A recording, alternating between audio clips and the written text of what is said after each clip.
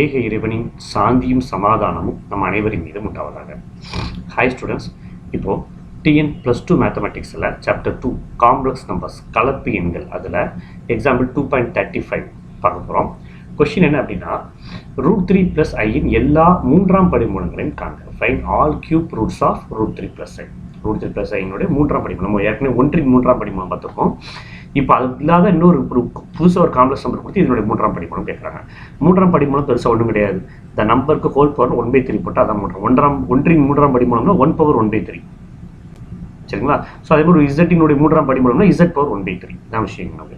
அப்போ அதில் √3 + i whole power 1/3 நான் Z அப்படின்னு சொல்லி எடுத்திருக்கேன். ஓகேங்களா? ஸோ இப்போ நமக்கு இந்த மூன்றாம் படிமூலம் கண்டுபிடிக்கிறதா இருந்தால் இந்த காம்ப்ளெக்ஸ் நம்பர் இருக்குல்ல √3 + i இதை ஸ்டாண்டர்ட் ஃபார்மில் இல்லாமல் போலார் ஃபார்ம் துருவ வடிவத்துக்கு மாற்றணும். அப்போ இந்த துருவ வடிவத்துக்கு மாற்ற நம்ம ட்ரை பண்ணுறோம். நம்ம இது வரைக்கும் பார்த்த படிமூலங்கள் எல்லாமே cos θ sin θ வச்சு நம்ம சால்வ் பண்ணியிருக்கோம். அதனால இதை துருவ வடிவத்துக்கு மாற்ற ட்ரை பண்ணுறேன். அப்போ என்ன சில √3 + i மட்டும் தனியாக எடுத்துக்கிட்டு இதனுடைய துருவ வடிவம் எப்படி இருக்கும்? Polar form r × cos θ + i sin θ அதான் போலார் ஃபார்ம். r அப்படிங்கிறது நத்திங் படுத்தி modulus of the given complex number.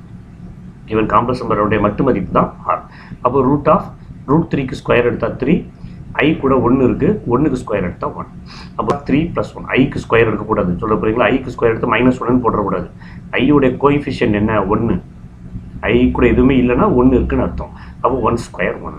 அப்போ √4 = 2. அப்போ ஆரோட வேல்யூ இங்கே 2 நமக்கு. ஓகே, அதே மாதிரி α = tan inverse modulus y/x. இப்போ ஒய்யோட வேல்யூ வந்து 1, எக்ஸோட வேல்யூ 3. √3 ஒய்யோட வேல்யூ 1, எக்ஸோட வேல்யூ √3. அப்போ மாடுலஸ் 1/√3. சரி, இங்கே பார்க்கணும் 1 and 3. மாடுலஸ் 1/√3. ஸோ மாடுலஸ் 1/√3ங்கிறது tan 30 டிகிரியோட வேல்யூ. ஸோ அதனால் π/6 ஆல்ஃபாவோட வேல்யூ π/6. இப்போ √3 + 1 i அப்படிங்கிறது √3, 1 அப்படிங்கிற பாயிண்டாக ரெப்ரசன்ட் பண்ணி இதை பாயிண்டாக ரெப்ரசன்ட் பண்ணுறாங்க. √3, 1 இது எத்தனாவது குவாட்ரண்ட்டில் இருக்கும்? First quadrant. ரெண்டுமே பாசிட்டிவ் நம்பராக இருக்குது. அதனால் இது ஃபர்ஸ்ட் குவாட்ரண்ட்டில் இருக்கும். ஓகேங்களா? இது ஃபர்ஸ்ட் குவாட்ரண்ட்டில் இருக்குது அப்படின்னு சொல்லிட்டு அதனால θ = α. தீட்டாவும் ஆல்ஃபாவும் சமமாக இருக்கும். ஸோ θ = π/6. இதுதான் பிரின்சிபல் ஆர்குமெண்ட் கண்டுபிடிச்சாச்சு. கொண்டு போய் நேரில் சப்ஸ்டியூட் பண்ணுங்கள். therefore √3 + i = r க்கு பதிலாக 2 cos π/6 + i sin π/6.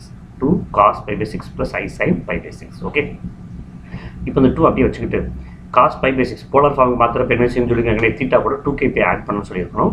அதனால ஒரு 2kπ ஆட் பண்ணிக்கிறேன். போலார் ஃபார்ம் துருவ வடிவத்தில் எழுதுறப்ப தீட்டா கூட ஒரு 2kπ ஆட் பண்ணணும். சரிங்களா?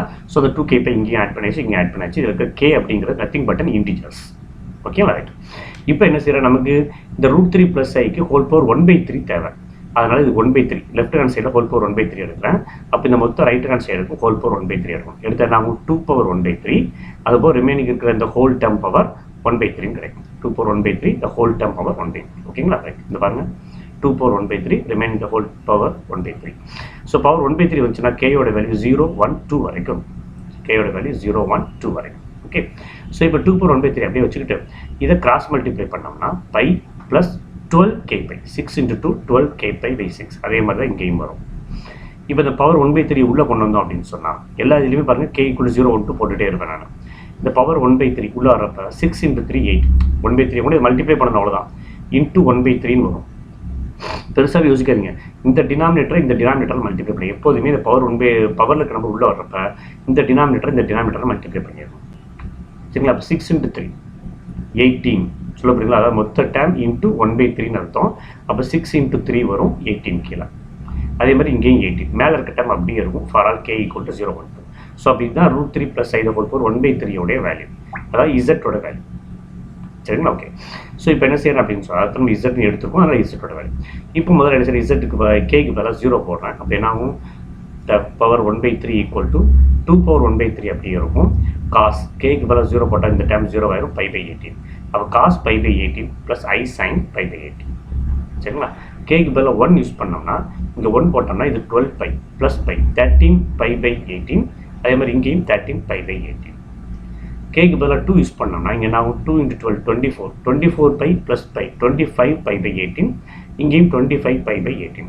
இதை வேணால் நம்ம பிரித்து எழுதலாம். கொஞ்சம் டிஃப்ரென்ஸ் நிறைய இருக்குது. மேலே பெரிய நம்பர் இருக்குது, இங்கே வந்து மேலே சின்ன நம்பர் கீழே பெரிய நம்பர். அதனால் இதில் இப்படி விட்டுட்டாங்க புக்கில். இங்கே மேலே பெரிய நம்பர் கீழே சின்ன நம்பர் இருக்கிறதுனால என்ன செய்ய, இதை வேண்டாம் நம்ம பிரித்து எழுதலாம். சரிங்களா? எப்படி பிரித்து எழுதலாம் பாருங்கள். π + 7π/18 அப்படி எழுதலாம். அதாவது 18 டிவைட் பண்ணணும். 118 is 18. அப்போ இந்த 1 × π வந்து π. ரிமைண்டர் எவ்வளோ இருக்குது? 18 போக பாக்கி வந்து ஒரு 7 இருக்குது. 7 பை பை 18. சரிங்களா? மேலே இருக்க நம்பர் பெருசாக இருக்கிறதுனால ப்ளஸ். அப்போ pi plus 7 pi pi 18. Pi plus அப்படின்னு சொன்னால இது தேர்ட் குவாட்ரண்ட், காசும் நெகட்டிவ் சைனும் நெகட்டிவ். அப்போ என்ன ஆகிடும்? Minus cos 7 pi pi 18 minus I sine 7 pi. இதுக்கு மேலே சிம்பிளிஃபை பண்ண வேண்டாம், இதோட முடிச்சுக்கிட்டாங்க. ஓகே, தேங்க்யூ, தேங்க்ஸ் ஃபார் வாட்சிங்.